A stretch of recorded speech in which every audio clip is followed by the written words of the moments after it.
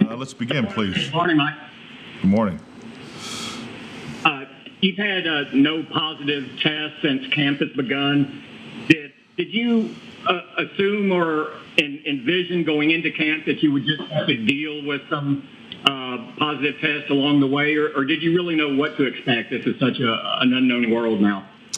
Oh, I would think that I was anticipating, dealing with some of those situations. I think just, what you're going through with the protocols and, I didn't really know what to expect with the testing. I can't say enough about our medical staff, just the regularity and the sequencing of how we've been able to get used to the program to say, and our guys have done a good job with it. So, but starting off, frankly, I didn't know really what to expect as far as how it was going to turn out.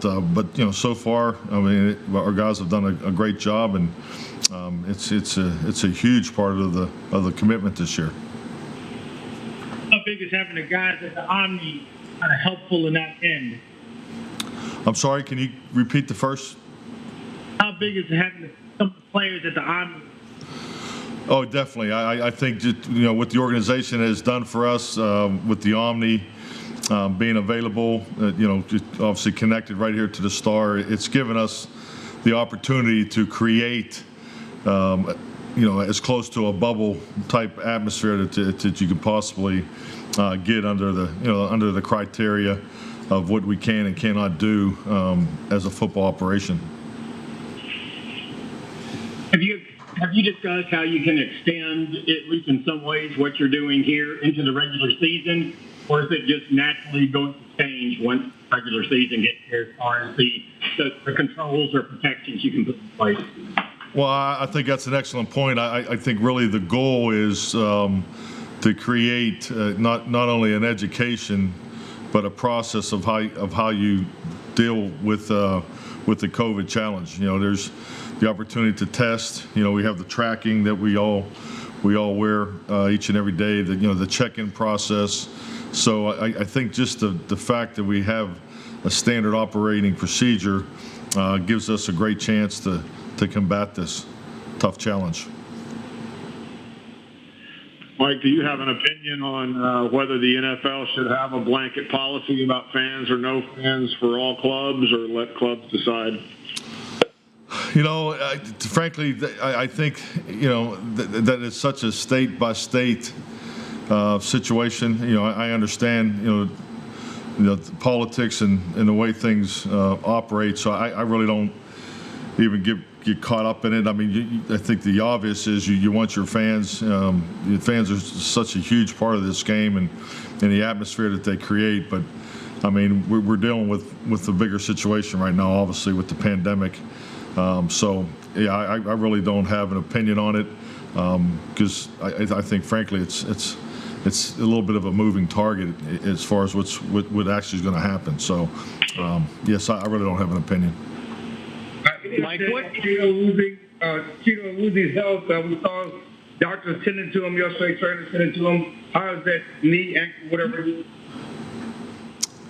Cheeto. Oh, okay. Okay, he's it's nothing of serious nature. So we'll look at him today. I haven't been given his practice status yet today, but last night I know Jim didn't feel was of major concern. Mike, what developments have there been since we last spoke 24 hours ago regarding the team making a final decision on whether to pursue Earl Thomas or not? Really, I have nothing really to report on our roster moves. So we're kind of in the same spot we were yesterday. Coach, what do you like about your safety position and the guys on your roster currently?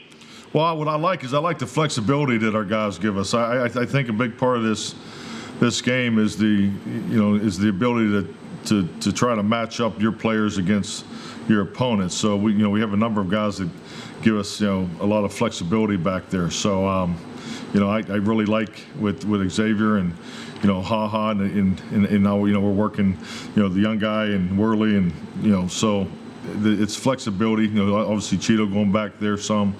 I'm always looking at that group from a number standpoint because it's a long year. I think ideally, everybody wants to fill out their depth chart and put down 11 players. That's just to me. That's just not the way this league works. You need all those guys. So, and one of the things I look for from a job description standpoint is you want your players to be really good at more than one thing. Whether it's two or three things, whether it be special teams, safety position, ability to come down and cover in the slot. So. To answer your question, I really like the flexibility that our guys give us. What kind of challenge would it be to bring in a guy like Earl right now at this point in training camp? Oh, I think all those types of situation are specific to the individual and what you're trying to get done at a particular position. So that's normal in our league. So. What did you know about Darian Thompson before you got here, and what have you learned about since seeing him on the field?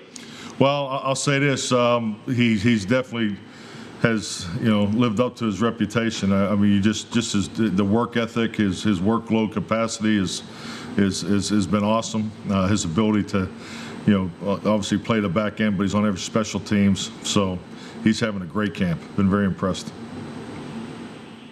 Mike, when you think about a guy like Cedric Wilson or Luke Gifford, what's the key to evaluating guys who were out the entire year last year, the bulk of it? Well, I think it's a little bit of benefit to them that I wasn't here. So, I mean, you look at everybody with a fresh slate, and I don't look at, those guys and think about, what last year was. You have an anticipation of where they are and what they can do. But, both those guys have an excellent chance, not only linebacker and special teams. So just versatility, not to be a broken record here.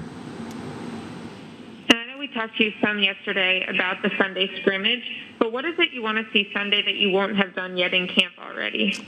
Really, the biggest thing for us Sunday is to create game-like situations. So we'll have a number of segments called "Move the Ball," where the offense, where Kellen and Mike Nolan will just call it as if it was a game. So our goal, Sunday and even Monday's practice will be I think we have 7 move the ball periods slated. So it's to get into the game type situations.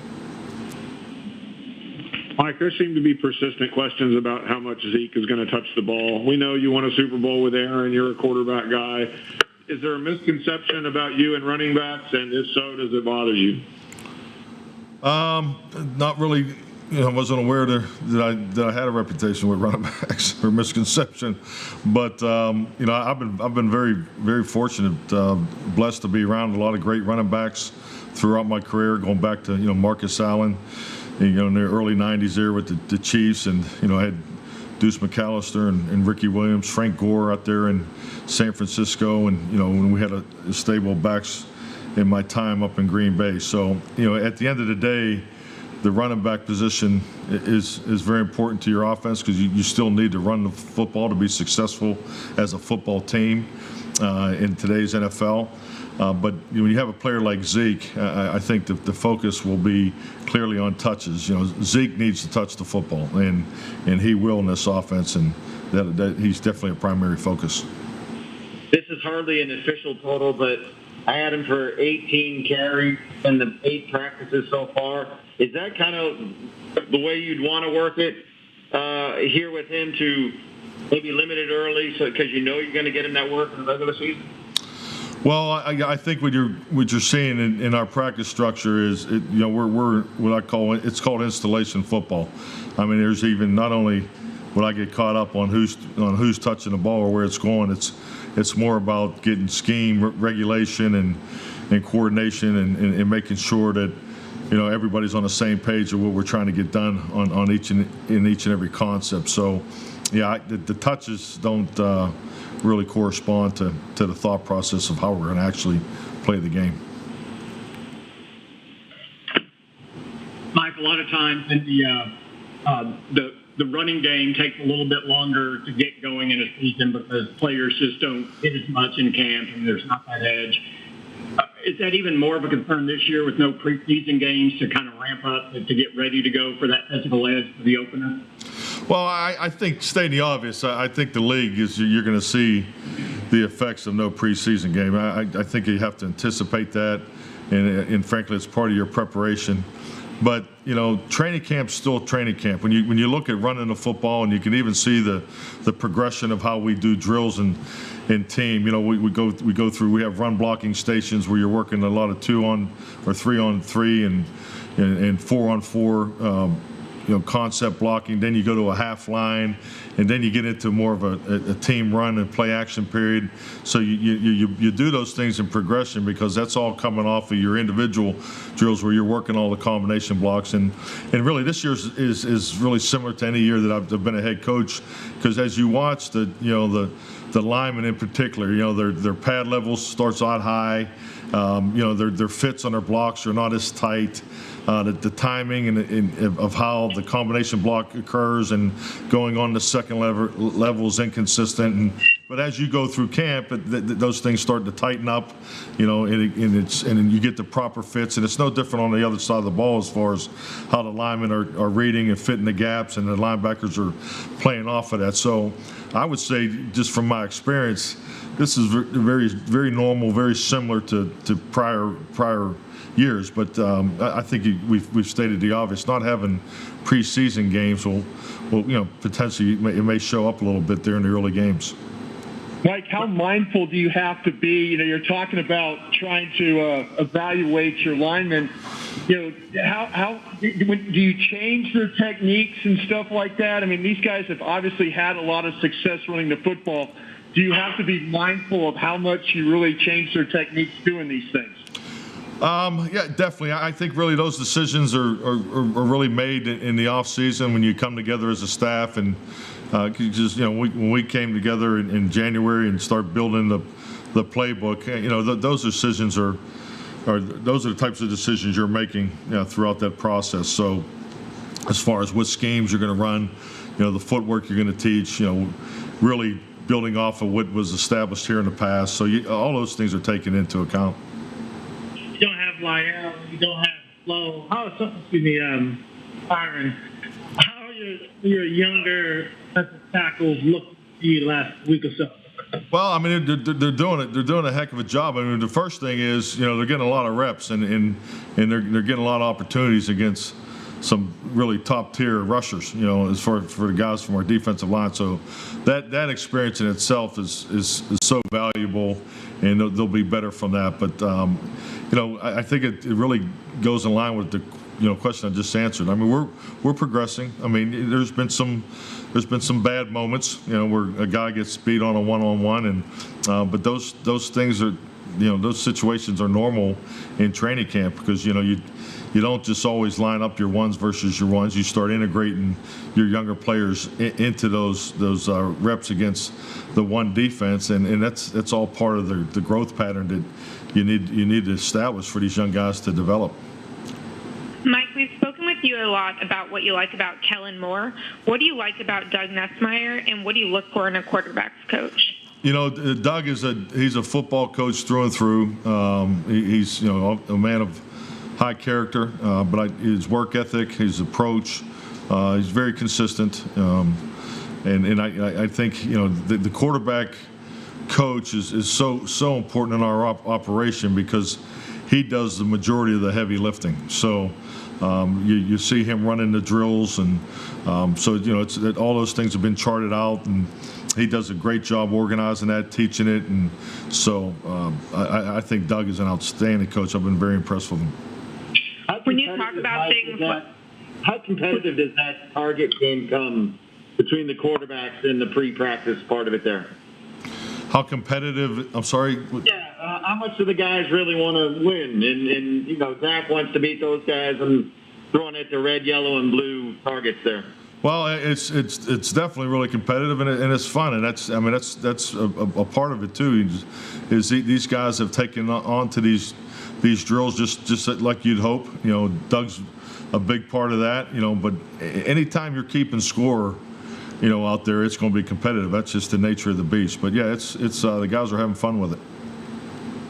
You mentioned that Ness is the one who runs these drills, but the quarterback school is something you've done for a lot of years. Was that something that you told him, here's what I've done, adapt it to how you want, or here's what I think works? How did you go about setting up that? Yeah, I mean, I'm fortunate. Just it's really some of the things that we're doing are things that were created back in 1993 in Kansas City. So it's a process that's been in place for decades, and it's something that I obviously thoroughly believe in.